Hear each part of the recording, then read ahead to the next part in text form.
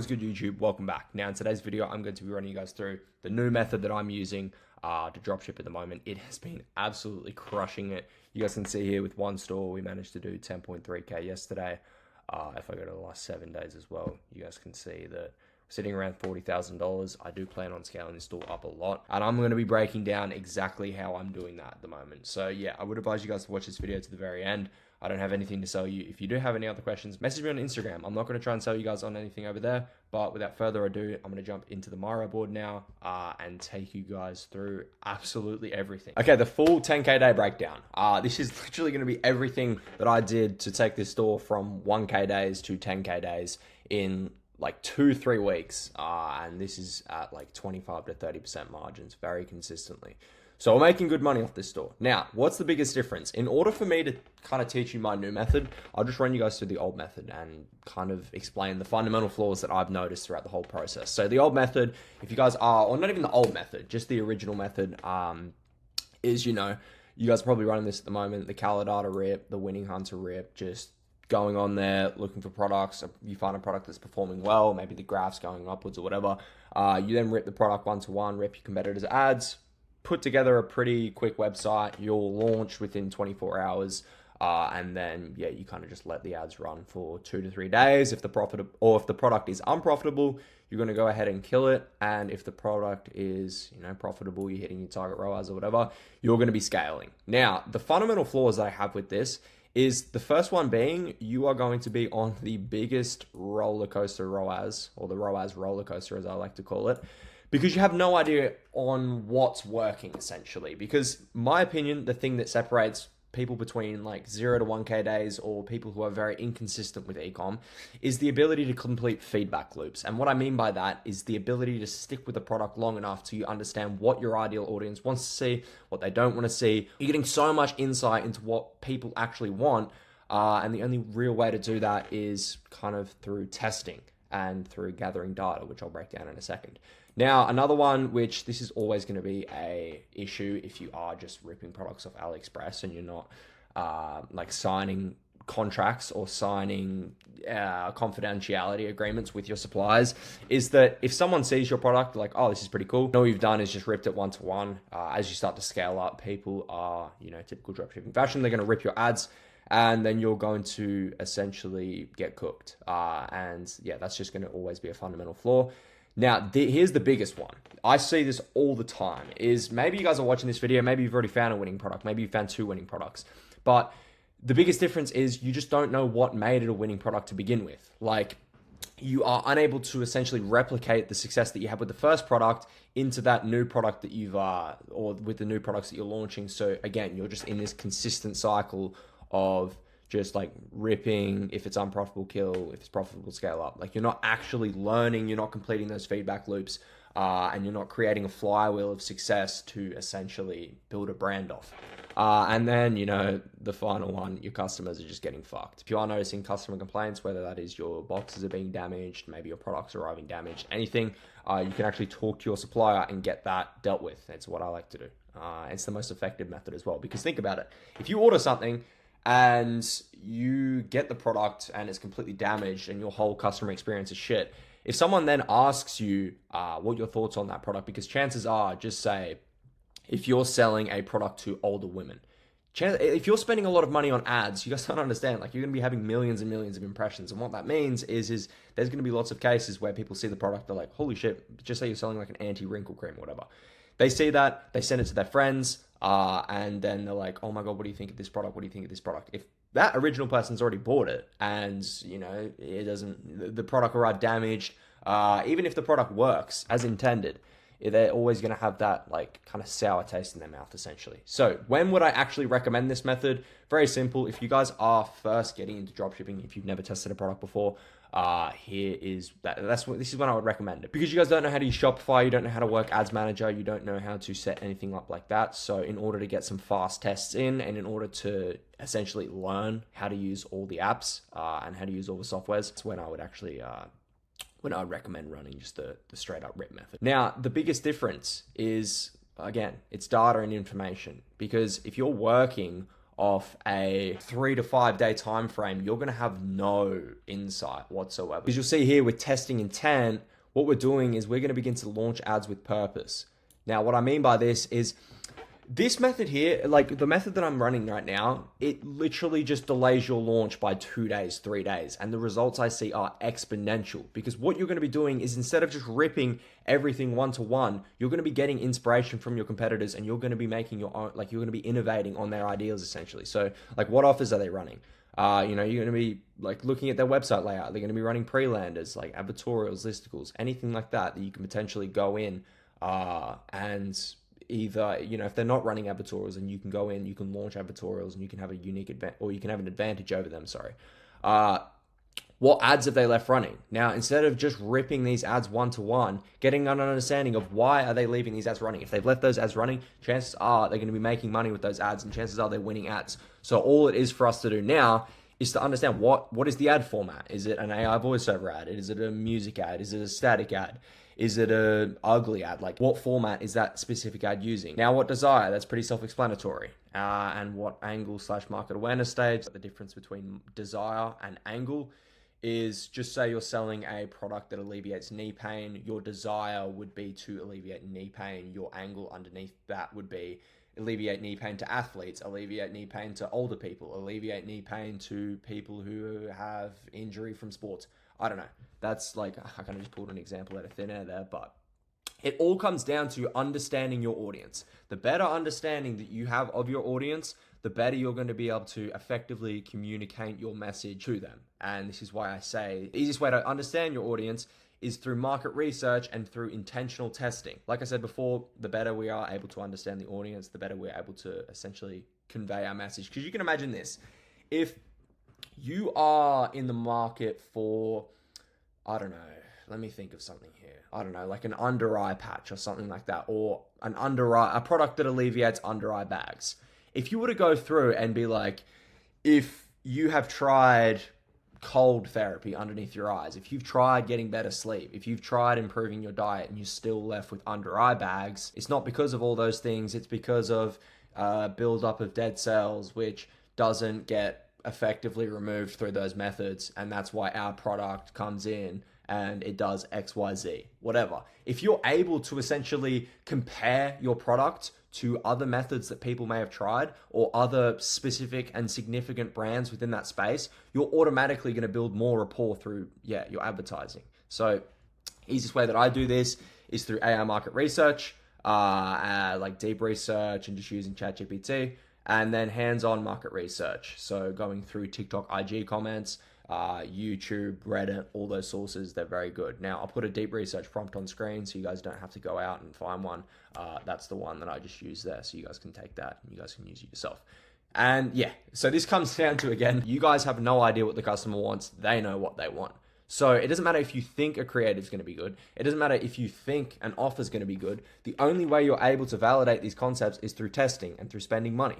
And it's just the unfortunate kind of state. But now that you guys know that, you're going to be doing better than 99% of people who are just going purely off their own biases. It's why, as well, if you're launching a CBO campaign and none of your creatives can take spend, it doesn't matter how good you think your ads are. They're just shit. And Facebook is recognizing that. Hence the reason why it's not getting any spend.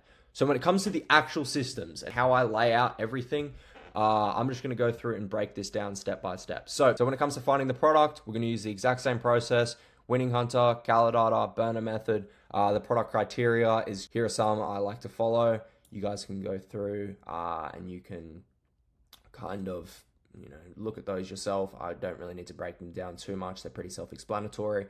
And when it comes to how important the actual product is, there's a lot of misinformation in the space about how important the product actually is, or how insignificant it actually is, because you've got like your Mark Builds brands who are like, pick this one product, advertise it forever until you get results or whatever. And then you have the alternative, which is just like go out, test as many products as you can, and as soon as you find a winning product, it's going to be able to scale itself. Your product is essentially at the top of the funnel. And what I mean by this is, it sets a good base. If you have a good product, you can make good ads, which are going to get people to click through to your website, which are going to get people to see your offer. And having a good product, it's essentially building your brand off a strong foundation. As if you're trying to build your brand off a fucking basic posture corrector or fidget spinners or an LED volcano diffuser. I don't know, like, you know, some of those saturated products. It's going to be significantly harder as over the other extreme. If there was you guys were scrolling on AliExpress and you saw these new pimple patches which instantly alleviate pimples within 10 seconds. That's an extreme example, but it's a solid example of what can happen if a new innovative product comes out in an already existing market. And given the fact with like AI statics and with AI UGC now, you guys can just force your own angles. I would say it makes up about 20 to 30%, or like overall. I would say ads are about 50%. They are by far the highest leverage. But if you have a shit product, then it becomes exponentially harder to make good ads. So the Facebook setup.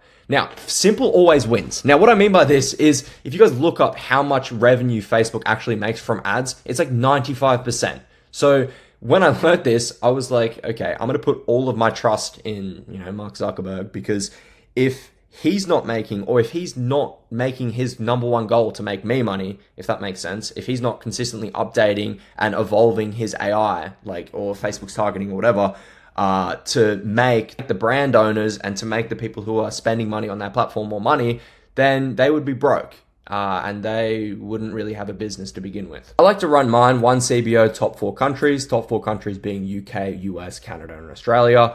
And I like to run that fully broad. If one country begins to take majority of spend throughout the CBO, I will separate it and I will isolate it into its own CBO. Now, if you guys are working with a higher budget, I would recommend going out and launching one CBO per country. I do like to have that eventually, because it's a lot easier from a budget scaling perspective, because if one country's doing very well, other countries aren't performing the best, having the ability to adjust the budget accordingly makes shit a lot easier. So when it comes to scaling is very simple. We're only going to be scaling if we hit our target ROAS. That's literally it. If we are not hitting our target ROAS, we're not going to be scaling, and we're just going to keep testing until we find a winning creative that is able to take off and we're able to scale.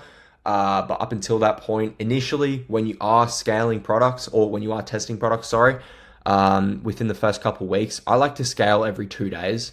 And the reason for this is it's again to avoid the ROAS roller coaster of, okay, lucky day here, yep, let's double budgets, and then performance tanks, and, you know, it just continues on. So if you're able to have that 2 day buffer where on the first day you hit your target ROAS, the second day you hit your target ROAS, you will see results a lot more consistently, in my opinion. Now, the testing budget, very simple, 1.5 times your AOV, daily ad spend.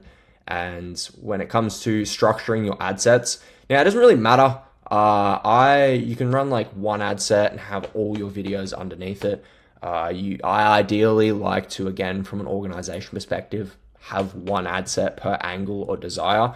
And then the way that I'm running this is I'm going to be having one creative with 3 hook variations of the same video.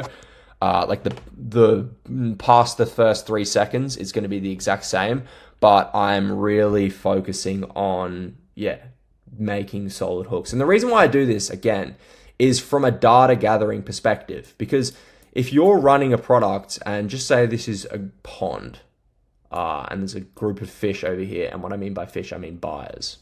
Probably not the best analogy, but we'll go with it. So if you're testing a hook that targets people over here, and you're only firing at this, you're not going to hit this, and you're never going to get a very good hook rate because you're not testing outside of the box. And what I mean by this is if you're using like a UGC hook, like the person using the product and going, oh my God, this changed my life. Or if you've got, your product is like a topical solution or a supplement, if you've got a doctor in the thing, like guys above 45, your testosterone levels are going to reduce by 80% in the next 5 years if you don't take this product. That's just an example. Just say that's targeting here. And then you kind of go through the different hook variations until you start to hone in on the specific group of people or the specific hook which is performing the best. And then you're able to essentially implement that hook format with different videos, and then you're able to see success that way. That's what I like to do, and it's why I'm able to hone in on winning ads a lot faster than most people. So again, primary text, headlines, very simple. I just chat GPT these. These are very simple, just 2 primary text, 2 headlines per ad set. And then, yeah, once you go through and once you start to locate winning primary text, because if you go to the column section on Facebook, I believe it's called, and then you click on it and you actually go down to text, you can see which text is taking most of the spend. And that's how you're able to actually determine which primary text, which headlines are performing the best. Now, testing time. This right here is going to make a lot of you guys fucking roll in your graves. I know it for a fact, because even the ability to test product for 1 week nowadays is just incomprehensible to most people. I'm under the assumption if you want to get results that no one else is getting, i.e. hit multi-6-figure months, 7-figure, multi-7-figure, you want to be doing what no one else is doing. Now, no one else is willing to test products for 2 weeks because they get disheartened after the first week of, you know, not profitable ROAS, or maybe they're sitting at like a break-even ROAS. For example, one of the guys that I was just working with, we launched his product first week, break-even ROAS. Literally, he was maybe even running at a loss, I'm pretty sure. We went through, spent a lot of time, redesigned his website, came up with a more compelling offer, and put a lot more time into the creatives. Launched, first day, it was like 10 sales, then 15 sales, 20 sales, and now he's doing 10K weeks. And if it wasn't for us recognizing that the product had potential, we just hadn't come across that winning creative yet, we would have never been able to scale. So when it comes to the ad creation process, very, very simple. The more understanding, the better your ads are going to be, because the easier you are, or the more effectively you're going to be able to talk to your ideal customer. That's pretty simple. That's pretty straightforward. Now, when it comes to your offer, there's two, or I like to divide this into 2 categories here: your competitor's offer and then your offer. And what I mean by your offer is the knowledge and information you've gathered through market research, which you're then able to construct an offer that makes sense to you. But I like to test this. So in my initial launch, I'll run an A/B test or an ABC test, depending on what I deem to be suitable for that product. I will rip my competitor's offer 1-to-1. This is one of the rare cases where I won't be innovative at all. I know that if these guys are doing good numbers, I know that what they're doing is working. So I essentially just want to run that. And then maybe I'll run like a quantity break, buy one, get one free, buy two, get one free, or whatever. And then like a free gift or a free ebook. Now, again, we're just trying to cast the net very wide initially, see who's biting, see who doesn't. And then, yeah, whichever one has the highest rev per visitor, we can go through and we can begin to, again, innovate and maximize the results of that specific offer. So the website, we're going to keep it very, very simple. And what I mean by this is, like it says down here, show, not tell. Even the older people nowadays, even your mom, even your dad, they're not reading newspapers anymore. They're out here, they're fucking scrolling reels, which means that their dopamine receptors are fried. And what I mean, or how I'm able to capitalize on that and use it to my advantage is when I'm making my website, if it's for a more visual product, fair enough with supplements and stuff like that, you guys can go to town on the information, but I would recommend probably including that in your pre-landers.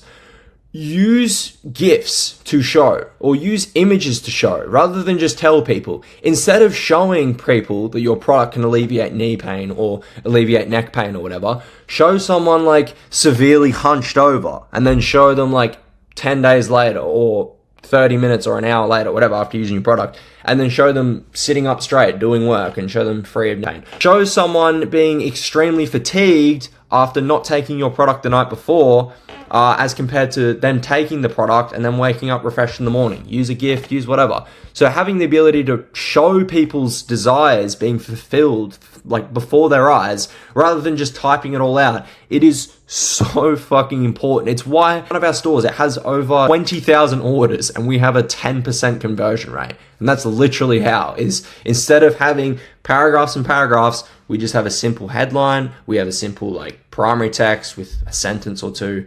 And then we really put all of our effort into making the GIFs. So that is honestly it. If you guys watched to the very end, good on you. Seriously, this is everything that I'm doing at the moment. And I can assure you, if you guys just take this, even try it for one product, you're going to be making these, or you're going to be completing these flywheels. And what I mean by this is there's not much to be learned after the initial 5 tests of just spam ripping products blindly. If you're going out, if you're launching creators with intent, you're testing out different like variations, different concepts, different offers, you're understanding what people don't want to see, you're understanding what people want to see, and you're improving your editing skills daily, you are going to crush everyone in ecom. The bar has never been lower, hence the reason why we are just fucking printing at the moment. If you use AI, use all these tools to your advantage, you guys are going to crush it. But yeah, anyways, that was pretty much it. See ya.